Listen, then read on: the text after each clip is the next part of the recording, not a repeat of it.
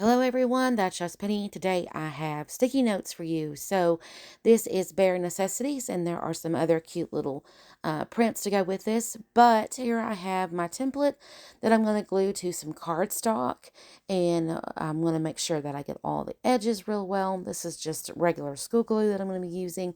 It's a purple kind.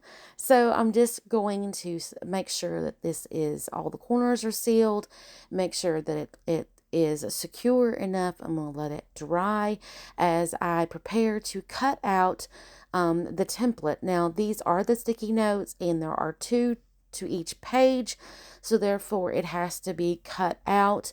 I am just following the template, making sure that I leave the tabs, making sure that I get right on the line. Now you can cut away the line, but I have chosen to leave the lines that way that all the templates will match. If I choose to cut the lines, away, then I need to make sure that on my template piece that I cut away the lines as well. So here I have all of them cut out. You want to make sure that the outer edge is straight. So I'm trimming it up. That's the most important part, is the outer edge is straight. That this is what is going to be visible. So I'm cutting out one of the template. This is the base of making the sticky note template. If you see, it has a spine, so I am going to score each of the line that is supposed to be folded. There is several lines, so make sure that you get the center spine line. And I'm going to fold this over. It's going to make an L, like a little lip. I'll show you here in just a second. As you can see, the little L. The sticky notes fit up in there. Now, if you have glue, you can glue this together on the edge and then glue it down. But I do have an industrial stapler that I get here. Sorry for moving everything. But this is my industrial stapler. It does over like 200 pages. Stapler is a book binding stapler. So I'm going to make sure that I make sure everything is lined up properly. And I'm going to staple 3 staples, one in the middle and one on each end. Now, again, if you don't have a stapler, because these are pretty thick little sticky notes, because I made the spine pretty thick, so you can use glue. Glue will work as well.